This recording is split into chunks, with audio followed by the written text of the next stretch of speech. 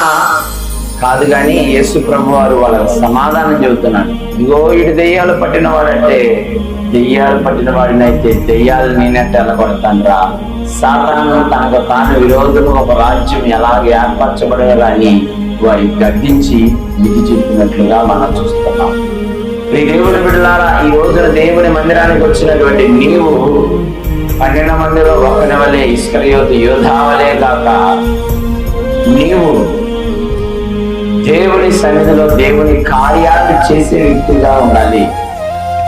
ఒక వ్యక్తి దెయ్యం పట్టినవాడా, దేవుని ఆత్మ గలవాడా అని మనకి ఎట్లా తెలుస్తుందంటే వారి క్రియలను బట్టి తెలుస్తుంది. హల్లెలూయా.